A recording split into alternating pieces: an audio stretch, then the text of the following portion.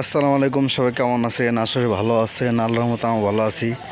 আসলে আজকে বক্সটা ভিডিও করার কারণ হলো এই ছোট ভাই আর ওই ছোট ভাই কচুবাড়ি পোস্ট অফিস থেকে আসছে। আমি আজকে ভিডিও করতেছি একটাই কারণ, যে এর পূর্বে আমি দু একবার ভাড়া দিছি, মানে বক্স ভাড়া দেওয়ার কিছু নিয়ম নীতি আছে। আসলে টাকা পাইলে সবাইকে বক্স ভাড়া দেওয়া যাবে না।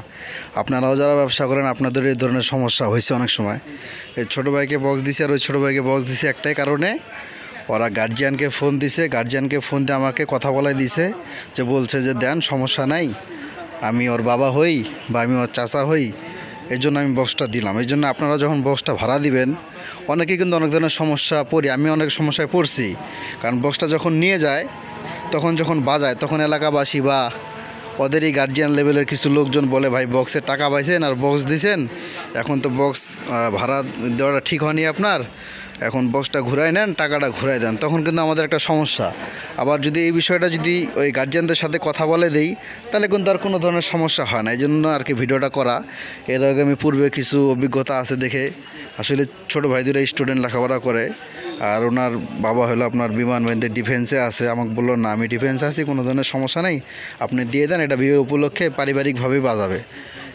এই সমস্যাগুলো বেশিরভাগ হয় পিকনিকে যদি ছোটো বাচ্চাদেরকে বক্স দেন, এখন ওরা তো নিয়মতান্ত্রিক বুঝে না। যখন একটা বিয়ে বাড়িতে বক্স বাজে, তখন কিন্তু ফ্যামিলি একটা ব্যাকগ্রাউন্ড থাকে বা ফ্যামিলির একটা চাপ থাকে যে এলাকাবাসীর মানে বিপক্ষে যাওয়া যায় না। আর পিকনিকে নিয়ে গেলে তো ভাই কিছু দেখাশোনা নেই, নামাজ কালামের টাইম জানা নাই, ওরা তো বক্স ভাড়া করে আনছে বাজাবে। আর যখন বিয়ে বাড়িতে দিবেন, তখন অবশ্য সমস্যা হয় না।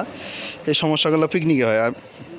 ভিডিওটা করার উদ্দেশ্য যে আপনারাও যারা ব্যবসা করেন, অবশ্যই ছোটো কাচ্চাদের বক্স দিবেন না কেন। অবশ্যই যারা আমাদের কাছে বক্স নিতে ভাড়া নিতে আসবে, আমাদের ভাড়া দেওয়াই কাজ, আমরা ভাড়া দেবো। কিন্তু এটা আপনি যদি ম্যাচিউরড হয়, আনম্যাচিউরড হয়, তাহলে ওই পরিবারের সাথে যোগাযোগ করে বক্সটা ভাড়া দিবেন, কোনো ধরনের সমস্যা নেই।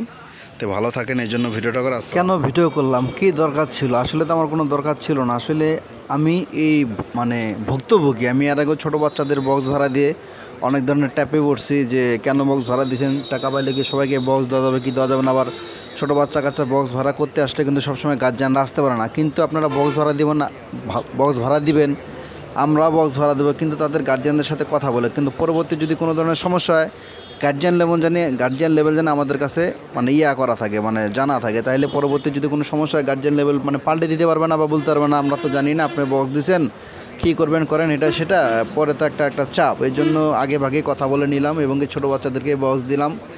আমাদের কাছে যে কেউ বক্স ভাড়া নিতে আসলে আমরা বক্স ভাড়া দেবে, কিন্তু ম্যাচিউরড হলে তো কোনো সমস্যা নেই, বয়স্করা হইলে তো কোনো সমস্যা নেই। কিন্তু আনম্যাচিউরড বা যারা স্টুডেন্ট আছে, তাদেরকে বক্স দিলে বিষয়টা অনেক দূর পর্যন্ত গড়ায়। আমরা পূর্বে আমাদের ভুল্লি থানা মাইক সংগঠনটা ফেস করছি, আপনারা হয়তো জানেন। এই জন্য আমি আজকের এই ভিডিওটা করে, আপনারাও বক্স ভাড়া দেবেন, কিন্তু সাবধানতার সাথে ভাড়া দিবেন, গার্জিয়ান লেভেলের সাথে যোগাযোগ করে দেবেন, তাহলে আর কোনো ধরনের সমস্যা নেই।